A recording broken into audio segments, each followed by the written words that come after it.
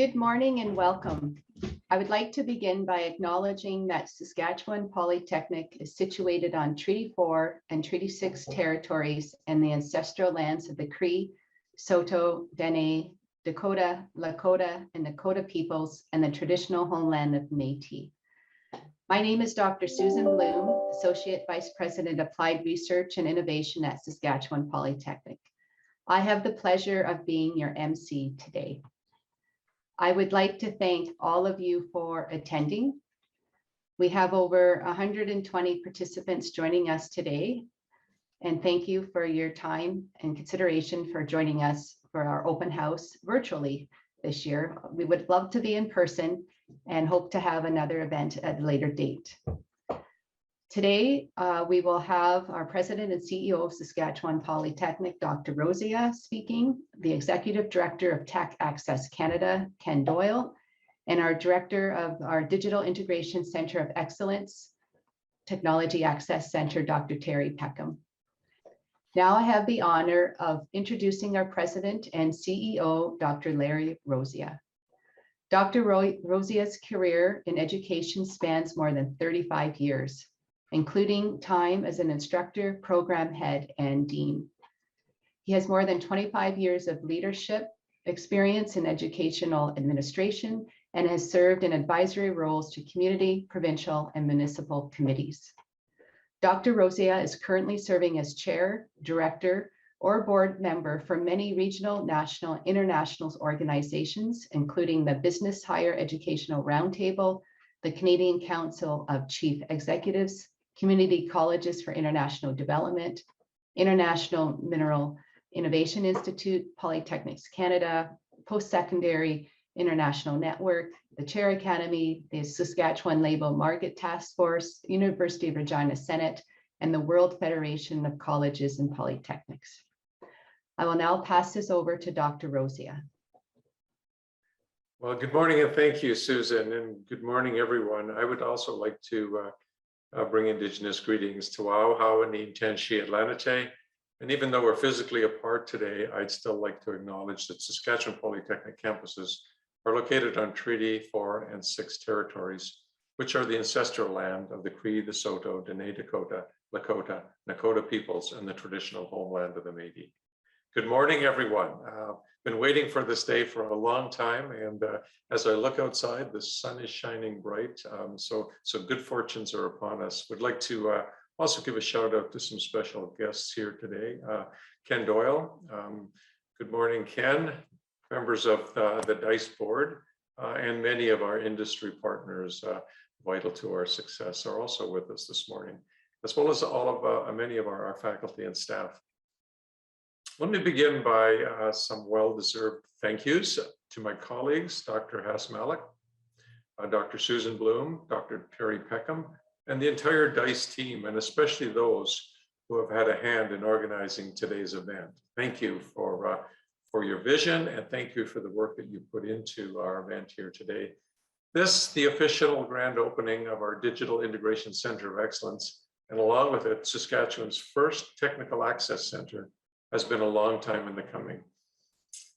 The DICE is finally under one roof in its beautiful new location at Innovation Place is definitely worth celebrating. And like so many other things, we had planned to have this event in person, but if the COVID pandemic has taught us anything, it's to expect the unexpected. I guess in a way that we decided to hold this event today rather than continuing to wait until the time, quote unquote, was right to hold it in person. It's fitting, given that the central purpose of DICE is to drive innovation. As Peter Drucker once said, if you want something new, you have to stop doing something old. So today we are doing something new and holding it virtually. But as Susan pointed out, I really look forward to the day when we can tour you through the center and have an in-person launch of our center. The pandemic has certainly shown us that agility and the ability to be nimble, and above all, the necessity to innovate is more important now than ever. This is exactly why DICE was created, to leverage Saskatchewan Polytechnic's applied research expertise to assist businesses and entrepreneurs in developing new products and new solutions using digital technology. and to do so collaboratively. As an institution that is industry focused and industry driven, this is so important. Even before the arrival of COVID, we saw how many new technologies were already changing the nature of work and how employees do their business. Having facilities like DICE to foster innovation and new ways of tackling old problems are critical if we expect Saskatchewan and Canada to remain globally competitive. The applied research activities we're able to undertake with our partners can lead to commercialization of new products and services for everyone. And it will also spur the creation of new quality jobs and valuable training experiences for future generations to come. The DICE is Saskatchewan's first ever Technology Access Center, funded by NSERC and the Innovation Saskatchewan, is especially significant because it enhances the ability of companies to become more productive and innovative by enabling them to readily access our Polytechnic expertise. That means people like Dr. Terry Peckham, as well as technology and other resources. It's particularly beneficial for small and medium-sized enterprises that may not have the resources that bigger companies might have. Innovation drives business. To have this center here in Saskatchewan will not only benefit Saskatchewan, but all of Canada.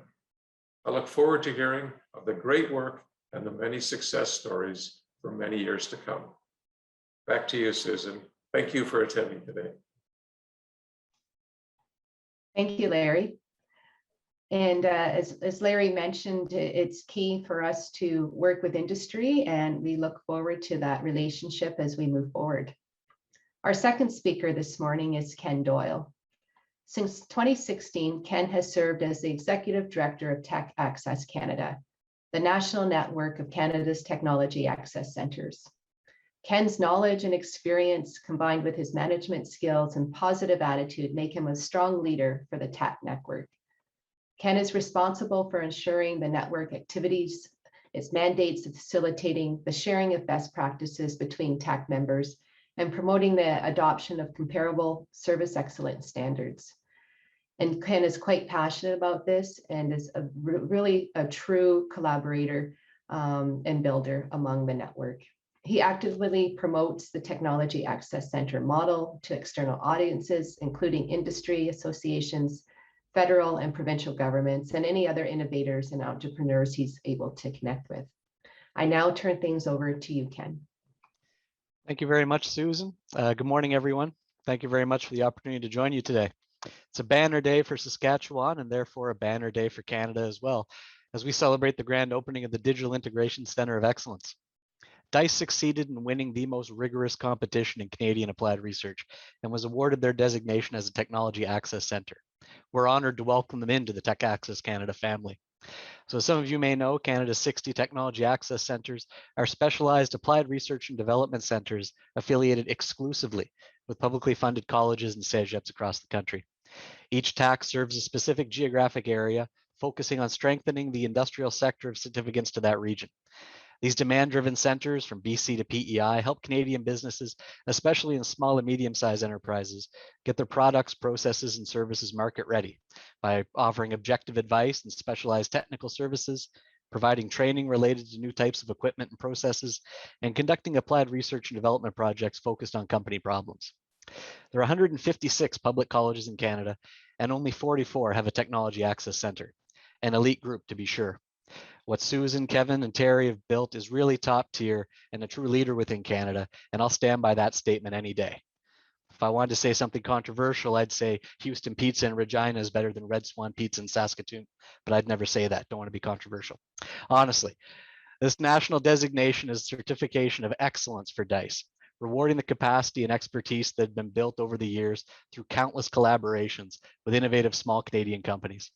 It also shows there's still much regional demand from small companies without that in-house R&D capacity, needing the unique support services to become more innovative and productive. And I can't stress this enough. The most successful technology access centers I've seen across the country only get that way because of strong support from the college's president and senior exec. A TAC doesn't plug and play neatly into normal public college infrastructure, and sometimes has to color outside the lines to get the job done. I know Larry's been an extremely strong supporter of DICE over the years and will continue to be going forward. And that's one of the key ingredients to continued success. Thank you for that, Larry. Now, recently, Terry and I have been presenting an overview of the tax to national audiences through a series of webinars, and watching their reactions when they finally get it must have been like watching the reactions of the first cavemen when they discovered fire. Terry provides a 4 or 5 minute overview of DICE, who they are, what they do, how they've helped clients, and the audience's eyes get big. They can't believe they have access to an objective innovation intermediary set up as a public good with cutting edge equipment, facilities, and most importantly, the smart people who know how to use them, working day in and day out to help solve the specific innovation challenges of small companies. It's really one of Canada's best kept secrets. The other reality is there's no shortage of demand. Look at the industrial makeup of Canada. 1 million small companies, average size 8 employees. 75% of those 1 million companies have 4 or less employees. And as a network of 60 TACs, we only touch 5,000 companies per year, which shows there's still a tremendous amount of work to do. For those companies in Saskatchewan, in the prairies that have challenges that align with DICE's areas of innovation expertise, it's great. But the real benefit is that DICE also acts as one of the 60 doors to the network of all of Canada's technology access centers, and the breadth and depth of their expertise and capacity. If all of a sudden the marine or maritime industry in Saskatchewan picks up, DICE can connect companies in that supply chain to Innovation Maritime in Rimouski or Marinov in Gaspé for the specialized innovation assistance they need. Likewise, those 1 million small Canadian companies I mentioned spread across our great land now have access to the team and solutions from DICE. If those initial collaborations lead to companies packing up and moving to beautiful Saskatchewan to be closer to DICE and the Saskatchewan innovation ecosystem, I'm all for it.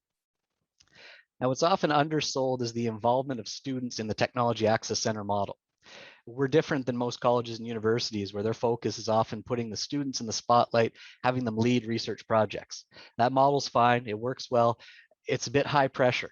In our world, the TAC is a trusted innovation advisor to their clients, and the client expects a professional solution for the price they're paying. That's why the TACs take a team approach to every project, bringing together a multidisciplinary team of talented professional researchers, scientists, technicians, technologists, tradespeople to tackle the client's challenge from every conceivable perspective, giving them the absolute best solution at the end of the project. The benefit of that team approach is the ability to add students onto the team, allowing students to engage with professionals, share their perspectives, put the theory they've acquired into practice in a real project for a real company where the stakes are high, but the pressure isn't solely resting on the shoulders of the students. So it's a unique model of experiential learning where the students acquire highly sought after innovation skills and are often hired on by the client when they graduate to help navigate the results of the project into the company's core operations. Even in the cases where students are not hired by the client, they've gained tangible experience they can speak to in job interviews, or maybe something sparked inside them and they'll start their own company to address a market opportunity. End of the day, it's all good. It helps DICE, helps Sask Polytech with their core mandate as the province's polytechnic institution, creating an environment where lifelong learners gain the knowledge, skills, and abilities to achieve and succeed at work, in their communities, and in life. Like our members in Quebec say, lâche pas. Getting into the Tech Access Canada network is difficult, but so staying in. There's a need to keep that TAC designation, which is reevaluated every 5 years. So DICE has the unenviable task of remaining in a constant state of evolution, needing to be proficient with what's coming next all the time. Even more of a challenge in the digital space with platform technologies that reach across industrial sectors and are ever changing.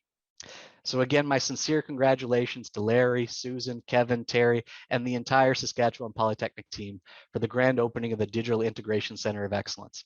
I recently attended a similar celebration for one of our members in Quebec who celebrated their 25th anniversary.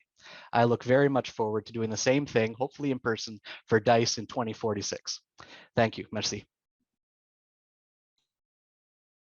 Thank you very much, Ken. And I hope that we'll plan on that 25 years. We'll have you there for our 25th year anniversary celebration.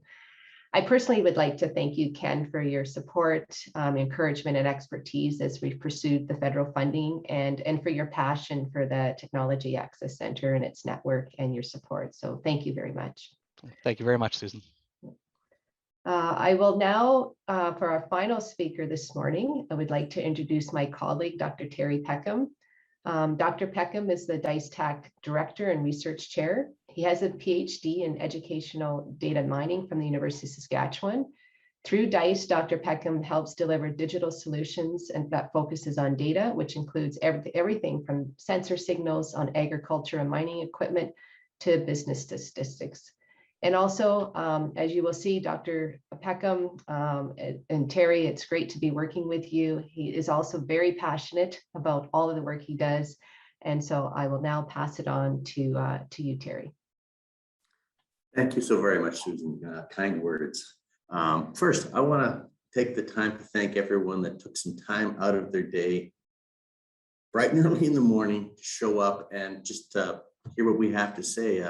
It's actually kind of humbling that people actually want to listen to me talk. But rather than me drone on for a few seconds, I've got a quick little video that's going to highlight what DICE is and what we're all about.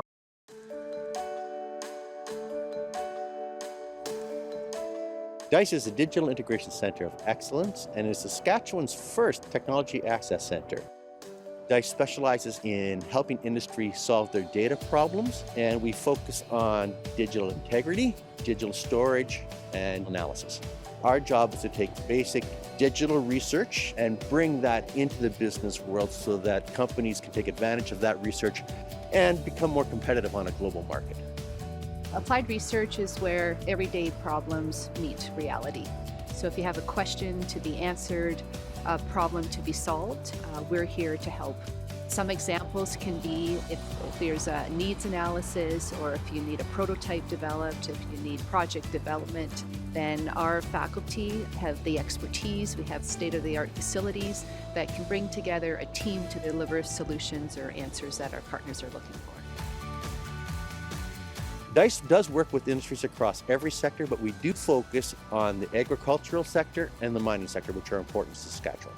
Some of our projects range from optimizing food processing systems to working with farmers to connect their machinery and sensor systems together. From the mining perspective, we do everything from working with underground GPS sensors to using AI to control and optimize boring solutions at the mine face. One of the benefits of partnering with DICE is the ability to access our expertise and our applied education. We don't just come up with a solution, we help train those industry partners up on that solution so they're able to take that and integrate that into their corporate fabric. I'm looking at the strategic initiatives within the institution, looking at the future of the next 5 to 10 years, where the economy is going, how industry is shifting, the kind of programs we should be offering. So the DICE TAC will be powering the Saskatchewan's growing tech sector. And what it will do is position Saskatchewan Polytechnic in the forefront of applied research. Government of Saskatchewan has an ambitious plan of tripling jobs in the tech sector in the next 10 years. And what Saskatchewan Polytechnic is committed to do is to use our talents of our researchers to supply both the talent pipeline for the labor market, but also to help create innovation that feeds the demands of the industry.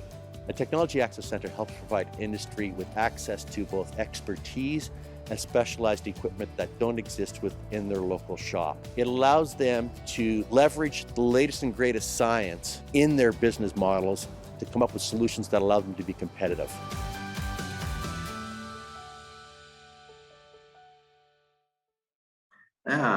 I'm never going to take Harrison Ford's job away from him, unfortunately. I guess I'll have to stay doing what I'm currently doing, which is something I actually enjoy an awful lot. So if you'll indulge me, I'd like to spend the next few moments talking a little bit about my past, where we've come from as DICE, where we currently are, and where we're going in the future, what this is all really about. I'll start way back in 2014, where the executive at Saskatchewan Polytechnic did something that a lot of colleges don't do. And they gave me the opportunity as an instructor to step out of my class, my full-time instructional role, and to pursue the development of an applied research program full-time. And that's not something that's commonly done in any of the colleges across Canada. And it takes a little bit of vision, some commitment to grow the applied research program. And the model that we generally do is we apply for grants as we work with the company, and those funds help pay for the salary. So it's a cost recovery model for the most part. And so we started with me writing a few grants and doing a little bit of the work. And pretty soon there were some more companies coming to knock on our door, and we were doing more work, and that continued to grow. Next slide. So what started off as a renovated closet in the physics lab, where we had our initial lab, has grown. And it's grown because we've been able to do good work. I think it's a basic result of what happens. We're able to actually help companies meet their needs, and word of mouth has worked quite well for us. We've been growing. Next slide, please. So we do a bunch of different things in technology, but if you really take a look at what we do across all these different lovely areas, data and data management is kind of the core of what we do. And whether that's an asset, so monitoring a combine, a piece of equipment, or actually monitoring the data itself, because data is an asset in and of itself, to protecting that asset through security, to connecting to sensor systems with the Internet of Things, to timing the production line systems in time-sensitive networking. And again, to make sure we have some sort of communication for rural farmers even, in creating mesh communication type systems. So we're involved in a lot of different things.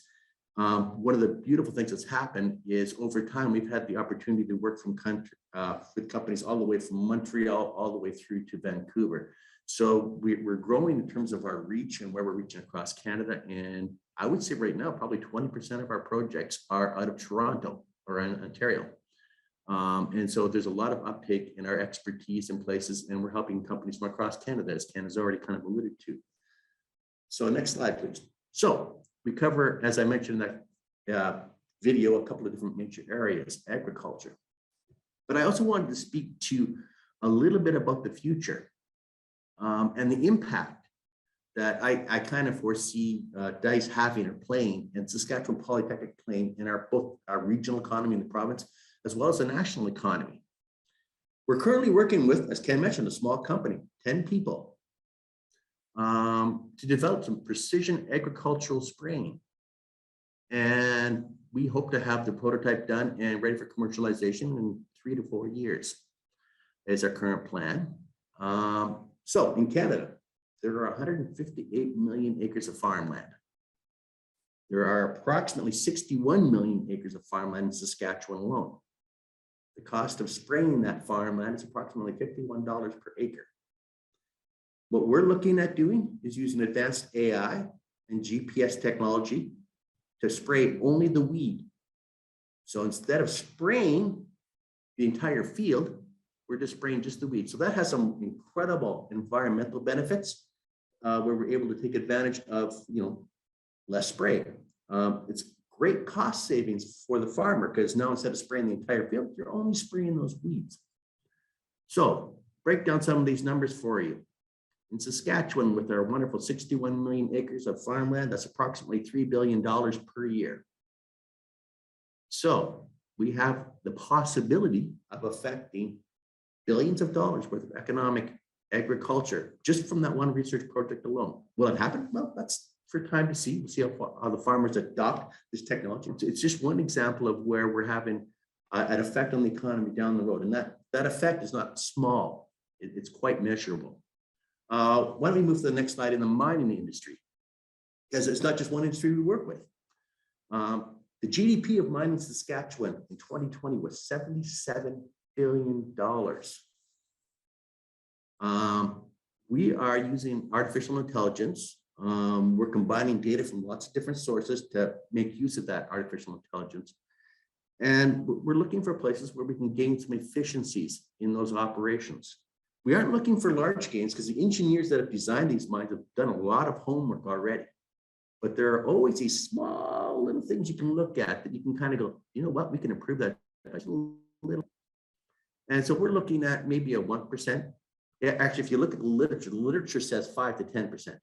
I'm being a little more pessimistic. I'm saying a 1% improvement in efficiency. That's a lot of money when you take a look at this thing. And again, 3 to 5 years down the road, these are all things that are going to start hitting the market in different ways. as the companies do that. In addition, we're not just doing artificial intelligence for saving money, we're also looking at how do we improve the safety of the miners who are underground as well. And we're using artificial intelligence and wireless mesh networking to kind of create some of those environments as well for different companies in the mining sector. And the next slide, please. But those aren't the only two areas we work in. We're working in sort of a different area that you wouldn't normally expect. There's not a lot of profit to be made, but there's still a quality of life aspect where we're working with remote northern communities here in Saskatchewan to gain better access to mental health. And we're doing that through the incorporation of virtual reality. There have been a number of northern communities that have had some very tragic events happen in history, and they actually still have problems accessing resources. And so then it's a matter of, well, how do we go through and connect the resources that are necessary to be able to make sure that the people in those communities get the help they actually need to get. And so that's what that particular project is about. We're working with companies in Ontario and in Saskatchewan. Actually at Saskatchewan Polytechnic to help train pilots. Right now, the standard model in training pilots is to maybe use a flight simulator, but a lot of times it's just use an actual airplane where the pilots are up in an airplane. One of the problems is that in the next 10 years, there's an approximately 260,000 person shortage in terms of pilots. So we have to try to train 260,000 pilots in the next 10 years. Current techniques don't work to meet that demand. And so we've got a shortfall somewhere. So some companies that we're working with have taken a look at the US military. And in the US military, they're using virtual reality and artificial intelligence to better train the pilots faster. And they're actually better at being a pilot themselves. So it's better, it's faster, and it's also cheaper because you don't have to pay for the gas in the airplane. You don't have the wear and tear costs that are associated with actual flight. And so we're able to make use of technology to actually speed that process up. And that particular project is looking at how can we do this better within the Canadian ecosystem. And of course, my favorite one, as a young child, I got to play video games, and I've always dreamed of working for a video game company. So, hey, I've gotten the opportunity just this year to work with a nice little company out of Toronto developing virtual reality games. And we're looking at using artificial intelligence to make the characters that you're interacting with a little bit more lifelike in the game, a little bit more challenging and also inviting to play. Next slide, please. We're working in our high schools here in Saskatoon to help students with cognitive skill development. Basically, the RAP facilitators work with students that are having some difficulty, that have conflicts, and they're working with ways, well, how do we help solve this particular set of conflicts, and how do you give the skills to the student so that they can overcome this in the future? And what we're doing is how do you identify the best practices that are occurring within the skills that are done? So we're doing almost doing a data-driven best practices type solution for the particular organization that we're working with. So it's kind of one of those unique things. Mental wellness is a huge issue that costs Canadian companies and people millions upon millions of dollars every year. And so we're working with a small company here in Saskatchewan on how to develop an application that works both on a personal level as well as interacts with various healthcare professionals and even organizations from an occupational health and safety perspective. Continuing on that health note, we're working with another small company here to help create devices that help reduce the occurrence of back injuries. Back injuries still take up 40% of all health claims in occupational health and safety. That is approximately $400 million a day worth of injuries, and 40% of that is still a large number. So again, it's just driving home the point that there are a lot of different areas where we're able to work with companies, and those creations are going to have a significant impact, both here in Saskatchewan and across the country. We work with a lot of different companies to help move their data around in different ways. So we're working with companies in the automotive industry, silicon semiconductor industry, and actually the hotel and food. Now, the hotel and food one is local to Saskatchewan, but we're working with some Toronto companies on the other stuff. But I chose the food one because it kind of drives the point home real quick and easy, makes it kind of all easy to identify. So you've got people that are hired, so they're in an HR database or human resource database. We've got point of sale systems, we've got inventory systems, and all those things are kind of linked together. And then by linking these things in an intelligent way, we're able to derive some wonderful information out of them. And the example I've chosen is, and I got in trouble for this as a young person in the food industry when I did some cooking when I was a teenager, working for a small restaurant. Putting too much food on the plate. Of course, as a teenager, that's never a problem. I always like it when I have too much food on my plate as a customer, but as the restaurant owner, that's a cost. And so how do you identify those instances where that takes place? And that's called wastage inside the food industry. And it's not an easy problem to solve because you're linking so many systems which aren't commonly linked together.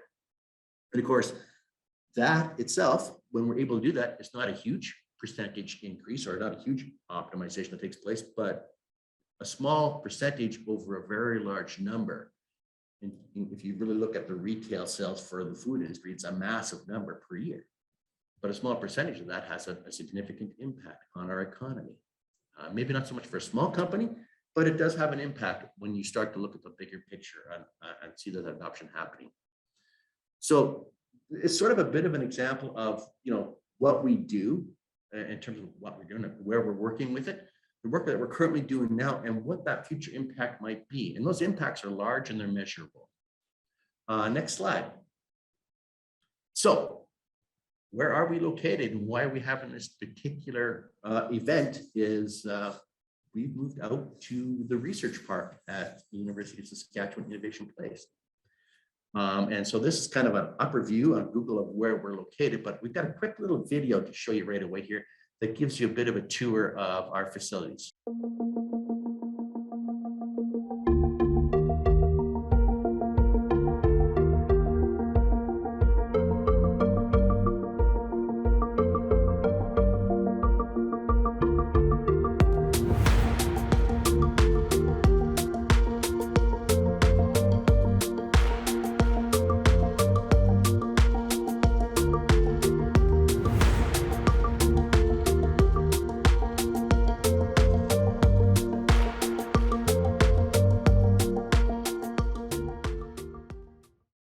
I personally think I have the base in all of Saskatchewan Polytechnic and all of the campuses anywhere in the province. I think I've got the best spot. We're really blessed, but we're taking this opportunity right now just to kind of have our grand opening to say thank you to our leadership for giving us this opportunity to move out to this location and create just a wonderful working environment. DICE has grown dramatically. Just to give you an idea, we're currently at about 38 employees that are, researchers, technicians, and students. And our students range from graduate students, PhDs, masters, undergraduate at the university, as well as a lot of college graduate students that make up our core program. And as Ken mentioned, they're integrated into all of our working environments. And so I guess I want to say thank you to my staff because I wouldn't be here without them. They do all the hard work. So thank you guys. I really don't have a whole lot to say anymore. I've been talking for a while, and if you let me go, I will keep talking. So I better just give it back to Susan and let her kind of conclude today's ceremonies. Susan. Okay, thank you very much, Terry. And as Terry mentioned, we had close to 40 staff members in DICE, and we're servicing companies right from startups, SMEs to multinationals. So a broad range of services and expertise that can be offered to our industry and community partners. And so if you're looking for support for research and development or innovation work, we're here happy to have a discussion.